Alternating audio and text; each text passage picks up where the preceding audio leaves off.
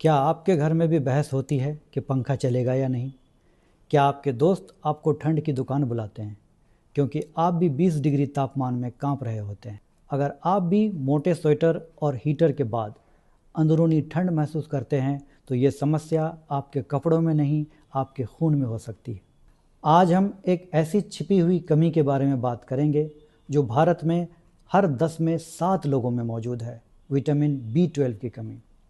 आज के वीडियो में हम जानेंगे कि कैसे ये छोटा सा विटामिन हमारे शरीर के इंटरनल हीटर को कंट्रोल करता है। वीडियो के लास्ट में मैं दूंगा आप लोगों को 3 बोनस टिप्स जिससे आप अपनी ठंड को तुरंत दूर कर सकते हैं, तो वीडियो को अंत तक देखिए। अगर आप चैनल पर पहली बार हैं तो चैनल को सब्सक्राइब करना मत भूलिए।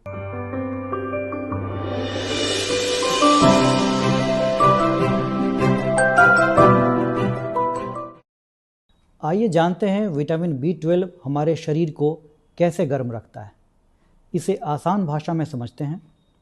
हमारे शरीर को गर्मी देने के लिए 2 चीज़ों की ज़रूरत होती है, ईंधन यानी मेटाबॉलिज्म और ऑक्सीजन। विटामिन B12 का सबसे बड़ा काम है हेल्दी रेड ब्लड सेल्स बनाना यानी RBCs। ये RBCs फेफड़ों से ऑक्सीजन लेकर हमारे शरीर में हाथ, पैर और हर अंगों तक ऑक्सीजन को पहुंचाती है।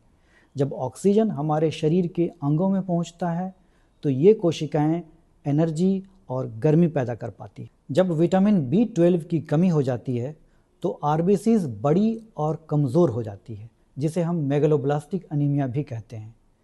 ये ऑक्सीजन को सही से नहीं ढो पाती है। नतीजा, हमारे शरीर का इंजन धीमा पड़ने लगता है, ब्लड सर्कुलेशन सुस्त हो जाती है और हमारे हाथ पैर ठंडे पड़ने लगते हैं। आइए अनीमिया यानी खून की कमी को थोड़ा और डिटेल में समझते हैं और जानते हैं कि विटामिन B12 की कमी आखिर होती कैसे है। विटामिन B12 हमारे शरीर में बनता नहीं है, ये हमें खाने में ही मिलता है, ख़ास तौर से एनिमल सोर्स से। विटामिन B12 तब कम हो जाती है जब हमारे शरीर में इसकी एब्जॉर्प्शन कम हो जाती है या हम इसे कम क्वांटिटी में लेते हैं, जिसमें इसकी एब्जॉर्प्शन कम होना मेन कारण होता है। एब्जॉर्प्शन कम तब हो जाती है जब हमारे पेट में इंट्रिंसिक फैक्टर की कमी हो जाती है। इंट्रिंसिक फैक्टर एक प्रोटीन है जो हमारे पेट में पैराइटल सेल्स द्वारा बनाई जाती है और ये हमारे आंत के इलियम में विटामिन B12 के एब्जॉर्प्शन में मदद करता है। किसी भी ऑटो इम्यून कंडीशन में अगर ये पैराइटल सेल डैमेज हो जाए और इंट्रिंसिक फैक्टर नहीं बनेगा तो हमें खून की कमी यानी अनीमिया हो जाएगा। इसके बहुत से कारण होते हैं, लेकिन कुछ कॉमन कारण, जैसे हम लंबे समय से कुछ गैस की दवाइयाँ इस्तेमाल कर रहे हों, पैंटोप्राजोल, लैंसोप्राजोल, या डायबिटीज़ की एक दवाई मेटफॉर्मिन, या पेट की कोई सर्जरी हो रखी हो जिसमें स्टमक या स्मॉल इंटेस्टाइन का कुछ हिस्सा हटा दिया गया हो। दूसरी तरफ विटामिन B12 की लेवल अगर कम हो जाती है तो होमोसिस्टीन, जो कि एक जहरीला पदार्थ है, उसकी लेवल हमारे शरीर में बढ़ने लगती है और ये हमारे शरीर के नर्व्स और मसल्स को सुखा देती है, जिससे हमें कम ऊर्जा मिलती है और हमारी याददाश्त भी कम होने लगती है। इसके कारण हैं पॉलिश किया हुआ राइस, ब्रेड, मैदा, कॉफ़ी ज़्यादा क्वांटिटी में लेना। इन चीज़ों में विटामिन B6 और फोलेट कम क्वांटिटी में होती है, जिससे इन चीज़ों की कमी हमारे शरीर में हो जाती है, जो कि होमोसिस्टीन के मेटाबॉलिज्म को रोक करके इसके लेवल को बढ़ा देता है। आइए जानते हैं विटामिन B12 की कमी के क्या क्या लक्षण हैं।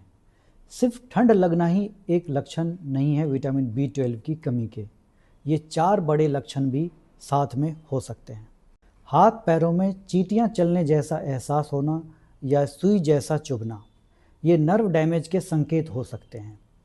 बात करते करते शब्द भूल जाना या हमेशा मानसिक तनाव रहना, त्वचा का हल्का पीला हो जाना यानी जॉन्डिस जैसा लुक होना, जीभ में सूजन, लालिमा या स्वाद का कम होना।